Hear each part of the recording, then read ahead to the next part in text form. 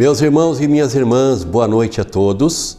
Saudamos a todos vocês, povo de Deus das nossas 5 paróquias, a você, meu irmão, minha irmã, que pela TV Votorantim, canal 10, ou pela internet, está participando conosco, depois de participar do terço meditado das 18 horas, nesse programa Aprofundando na Fé, onde estamos abordando especificamente agosto, mês das vocações, sobre a vocação do diaconato permanente. Nós falamos ontem sobre a etimologia e falamos sobre alguns aspectos do diaconato já presente em forma prefigurativa no Antigo Testamento. Pois bem, nós iniciamos o programa agora pedindo para que o Senhor nos abençoe para continuarmos a tratar deste assunto tão importante para todos nós. Em nome do Pai, do Filho e do Espírito Santo. Amém. Vem, Espírito Santo, ilumina nossa mente, nosso intelecto, nossa razão, nosso coração, preenche todo o nosso ser e também esteja com os nossos irmãos que nos assistem para meditarmos no coração e na mente a riqueza de uma igreja toda ministerial. Pedimos em nome do vosso Filho Jesus Cristo, que convosco vive e reina na unidade do Espírito Santo. Amém. Novo Testamento. Diácono no Novo Testamento. A ideia já começa a ficar mais clara, iluminada pela paixão, morte e ressurreição de Jesus, o diácono do Pai. Então, no Novo Testamento, nós temos várias passagens, principalmente no Atos dos Apóstolos e nas epístolas paulinas, que se refere aos diáconos. Uma delas é o capítulo 6, que agora eu passo a ler para vocês, que é aonde está, de forma embrionária, a origem do diaconato permanente. Então, lá em Atos 6, a Bíblia que eu tenho em mãos, ela vai chamar esse tópico de eleição dos diáconos. É um texto clássico, lido em todas as ordenações diaconais, permanente, né? Vai dizer assim, é escrito por Lucas, né? Lucas escreveu um único evangelho. Depois, para facilitar, foi dividido em Atos e o evangelho sinótico. O evangelho sinótico é centrado em Jesus Cristo, como Mateus e Marcos. O Atos dos Apóstolos, que também é evangelho de Lucas, é uma reflexão sobre o surgimento e o desenvolvimento da comunidade cristã, aonde no primeiro século, ele faz esta reflexão. Naqueles dias, como crescesse o número dos discípulos, houve queixa dos gregos contra os hebreus, porque as suas viúvas teriam sido negligenciadas na distribuição diária. Por isso, os 12 convocaram uma reunião dos discípulos e disseram: não é razoável que abandonemos a palavra de Deus para administrar. Portanto, irmãos, escolhei entre vós 7 homens de boa reputação, cheios do Espírito Santo e de sabedoria, aos quais encarregaremos este ofício. Nós atenderemos sem cessar à oração e ao ministério da palavra. Este parecer agradou a toda a reunião escolheram Estevão, homem cheio de fé e do Espírito Santo, Filipe, Prócoro, Nicanor, Timão, Pármenas e Nicolau, prosélito de Antioquia. Apresentaram-nos aos apóstolos e estes, orando, impuseram-lhes as mãos. Divulgava-se sempre mais a palavra de Deus.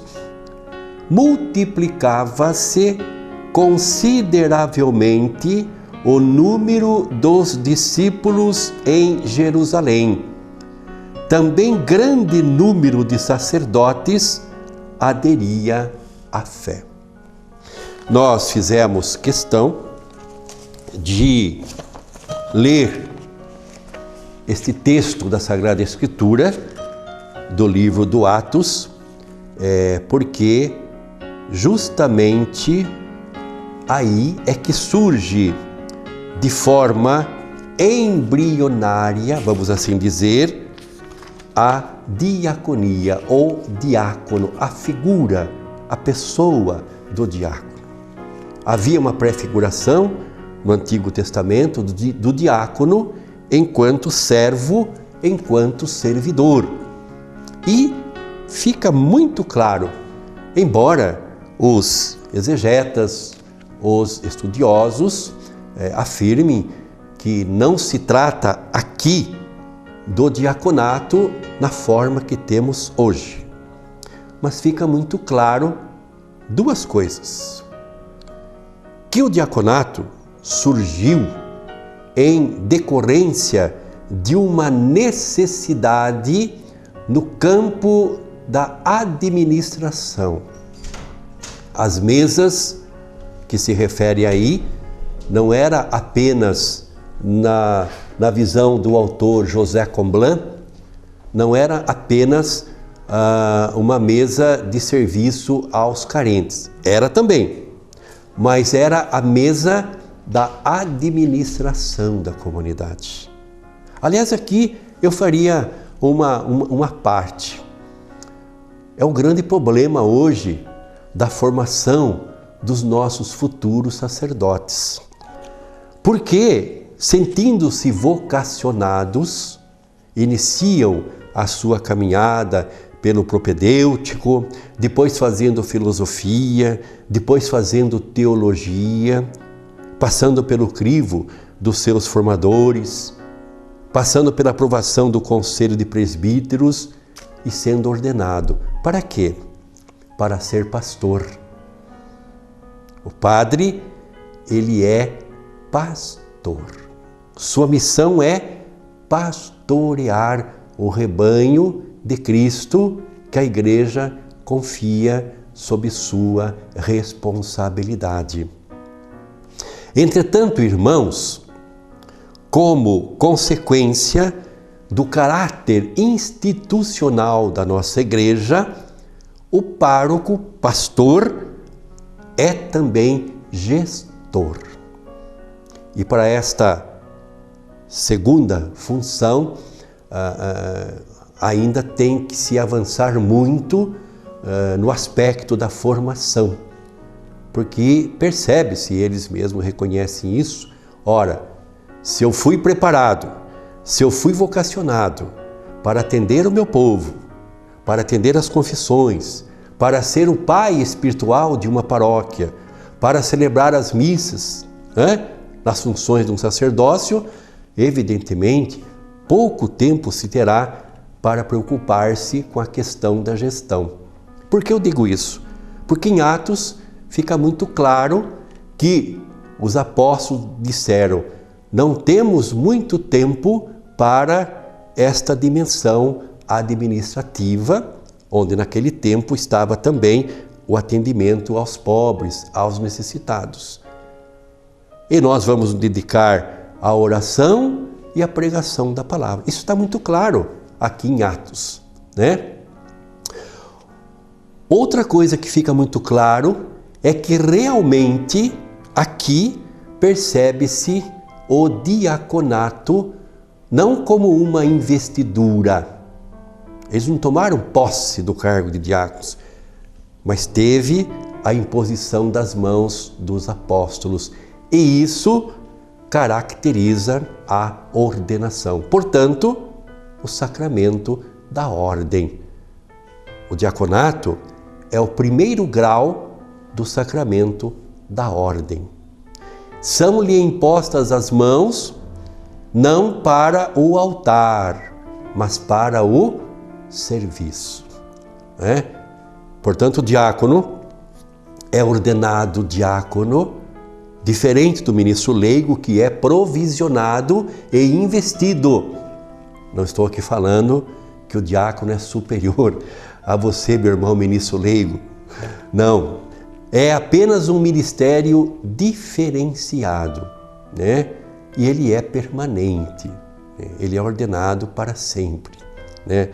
Mas esses aspectos do diaconato nós iremos abordar nos próximos dias, ou ainda hoje, se for possível, mas nós queríamos aqui nos ater exatamente ao diaconato a partir de Atos 6. Então ficou claro, é instituído o diaconato na igreja, é ordenado diácono para o serviço na parte administrativa, com enfoque maior para os pobres, atender as viúvas. Historicamente, aqui, como a comunidade crescesse, Lucas fala muito disso, surgem os primeiros problemas. Um deles, esta chegada no seio da igreja, da comunidade cristã, dos cristãos de origem helênica, dos gregos, portanto. Os diáconos são todos de origem grega, os primeiros diáconos, né? Então, com o surgimento, eles vêm para se unir, viver em comunhão com a comunidade cristã. A comunidade se expandiu, são dois grupos de culturas diferentes, o cristão que vem do judaísmo, né? Os cristãos que vêm do judaísmo, mais conservadores, mais ligados às suas tradições judaicas, e esses irmãos que chegam da cultura helênica e que, embora conheçam a história do povo de Israel, não têm com eles nenhum compromisso. Então vai viver um cristianismo mais puro, né? Um cristianismo mais purificado da influência judaica. E isso ocasionou um pouquinho algumas divergências, né? Entre elas essa questão das suas viúvas, que não eram, na visão deles, segundo a sua queixa, devidamente assistidas. Então, uma das dimensões do diaconato permanente é a dimensão caritativa. A gente vai falar mais sobre isso, já estamos aí dando um pouquinho este aperitivo, né? Então, a diaconia, ela tem a sua essência no serviço, e dentro da dimensão do serviço está a dimensão caritativa. Você, meu irmão, minha irmã, você, meu irmão, né, que anseia, talvez, que sente um chamamento vocacional para ser diácono permanente, né, seja estimulado no trabalho das pastorais sociais, né? A gente vai falar um pouquinho sobre essa questão, né, do diácono. Aqui o próprio texto vai nos trazer essa questão do diácono enquanto homem da celebração, homem que celebra, mas homem também que assiste, que se faz um irmão dos pobres. Bom, abordaremos aqui agora um aspecto bonito da diaconia, ou seja, o autor vai dizer aqui na página 37, vai dedicar algumas páginas para elencar, né, os diáconos santos, diáconos insígnes, diáconos que se tornaram ícones na história da igreja. E ele começa falando de um que era dos primeiros 7 diáconos, Estevão, o protomártir. Também em Atos 6, na sequência depois, no livro de Atos, nós não vamos ler, porque não é a nossa área, nós vamos aqui abordar diaconato de acordo com os seus aspectos, eclesiais, teológicos, A Sagrada Escritura tem no livro de Atos todo um capítulo dedicado a dois diáconos desse grupo. Primeiro, Estevão, que vamos falar agora. Ele é chamado de protomártir, foi um dos 7 cristãos helenistas escolhidos para auxiliar os apóstolos no serviço das mesas dos cristãos mais pobres. A tradição viu nestes escolhidos, como nós falamos aqui, os 7 primeiros diáconos. Santo Estevão é-nos conhecido apenas pelo livro do Atos dos Apóstolos, capítulos 6 e 7, que o descreve como homem cheio de fé e do Espírito Santo, repleto do Espírito Santo. Pregador eloquente, injustamente acusado de blasfêmia, foi lapidado na presença do perseguidor Saulo, que depois viria a ser o grande apóstolo Paulo, já então convertido ao cristianismo. Morreu rezando: Senhor Jesus, recebei o meu espírito. Senhor, não lhe imputeis este pecado, conforme Atos 6, 59, 60. A festividade de Santo Estevão é celebrada em 26 de dezembro. Meus irmãos, nosso trabalho que nós fizemos, nosso TCC, quando fizemos o bacharelando em teologia, nosso trabalho nós focalizamos o querigma na diaconia da igreja, e nós lá fizemos essa argumentação a partir de pesquisas, em documentos e livros da igreja, de que Santo Estevão ele foi o primeiro na igreja a confrontar-se com as tradições do judaísmo, entre elas o templo, que era o centro religioso, político, econômico daquela época, Santo Estevão ele significa este primeiro cristão que vai, por assim dizer, romper com a tradição judaica para assumir um cristianismo de uma forma mais coerente e mais fiel. Isso lhe custou a própria vida, Foi o Conselho Sinédrio, entendeu que ele estava blasfemando contra o templo. E era um homem eloquente, de uma oratória muito convincente, É chamado de protomártir porque é o primeiro a dar a sua vida depois de Jesus Cristo e, seguindo as pegadas do Mestre Jesus, também como ele vai morrer clamando pelo céu perdão aos seus algozes. Então, Santo Estevão, um grande diácono, santo de nossa igreja. Outro santo diácono, também pertencente, integrante do grupo dos 7, é São Filipe, no qual nós encontramos relatos em Atos capítulo 6, versículo 3 seguintes, que vai dizer da sua trajetória, da sua missão na Samaria.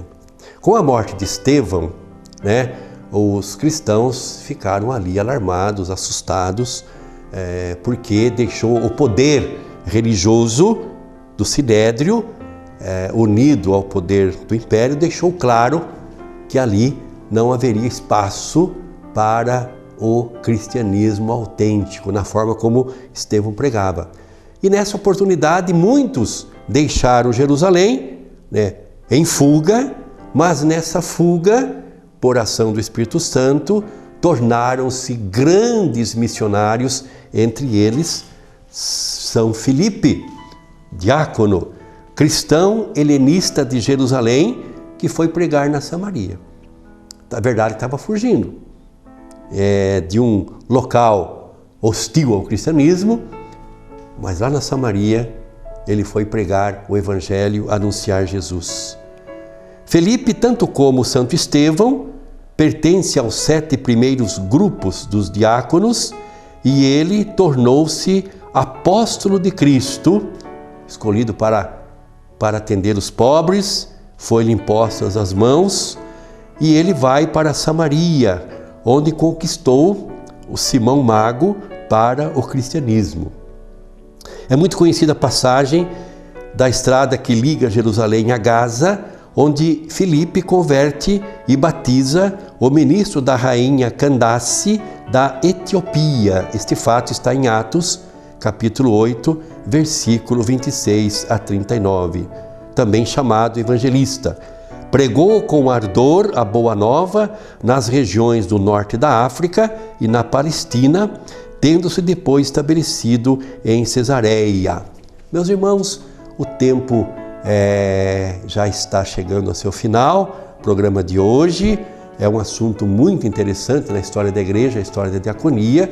Nós iremos encerrar o nosso programa de hoje, iremos voltar amanhã, dando continuidade ao tema da diaconia, uma das vocações importantes da igreja neste terceiro milênio e que estamos celebrando também em agosto, mês das vocações. Você que participou conosco do programa de hoje, Deus o abençoe, fique com Deus. Até amanhã, se Deus quiser, em mais esse programa Aprofundando na Fé. Que Deus abençoe. Pai, Filho, Espírito Santo. Amém.